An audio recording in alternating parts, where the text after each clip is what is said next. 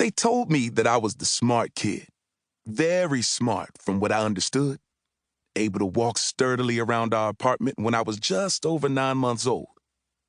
The family, in jest, said I used those legs to observe and learn anything I could. Stories were that I held a fork the moment my hand muscles were strong enough to balance it. I used the bathroom while standing, barely capable of seeing over the toilet. And whenever I was quiet, which was often, I was attempting to learn something new. I believed only a little of this. However, my mother used those smarts of mine to her advantage every instant she could. Because although I was younger, I did the older boy chores, the ones my brother, Jacob, should have done. As a reward for his complaining about everything, she left him home alone for hours some of the time she went to work. Said she could only take so much of his mouth. She worked at the corner store on Ogden Avenue in Central Park, the west side of Chicago, at least an hour bus ride from our South Side Stateway Gardens projects. At first, Jacob was the one who always went to work with her because he was supposed to be the grown one, and I'd have to be with Mother's friend's niece, Solane. Every day he came home and talked constantly about how uncomfortable being at work with our mother made him feel. Said he saw stupid people doing stupid people things while trying to teach him stupider lessons. Even at 9 or 10, and me 6, he sounded younger when he talked. His stories were hardly elaborate. Nothing close to the exaggeration that eventually floated in his language once we were older. But Jacob's lack of detail about the store made me eager to travel to work with my mother on that Western Avenue bus. He just had to be hiding something good. "Put your jacket on," she said to him. "We're heading out in a minute." "I don't want to go. Don't make me. I don't like it there," he replied. My brother always spoke in sentences that made it seem like his brain and tongue were fighting each other for leadership. "We go through this every time. You're going with me."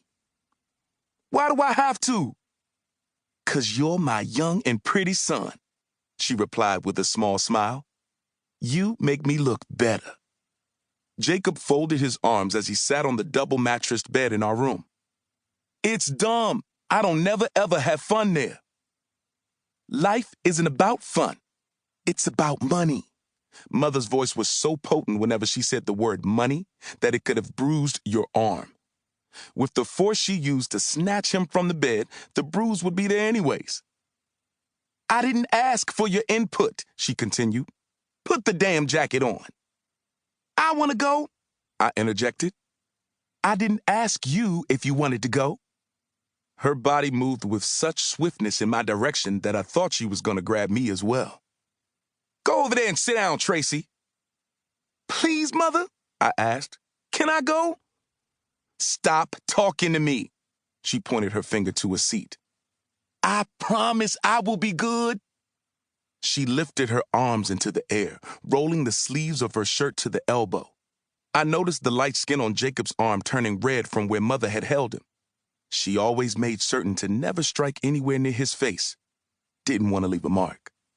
Mother wheezed after removing her hand from his arm and huffed like a big-bellied crocodile finishing a water buffalo. True, I was my mother's smart child, but Jacob was the handsome one with the precious button nose and eyelashes that flapped like dove wings. He had one of those faces that made you feel guilty for making him frown in even the slightest way. "Get up, boy," she said, trying to remain in control. "Get up." "I'm not going anywhere. You didn't have to hit me." Jacob folded his arms again. "Stand up, now." Even though he was so young, the deepness of his voice made you believe puberty occurred during his infancy. The only things he inherited from our mother were her temper and height.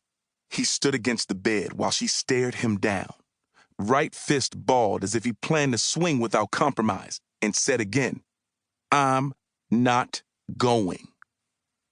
"Maybe you could take me, Mother," I said again. She turned to me slowly, like her body was on an out-of-practice swivel. Judging my mother's figure, you would never have assumed she had kids.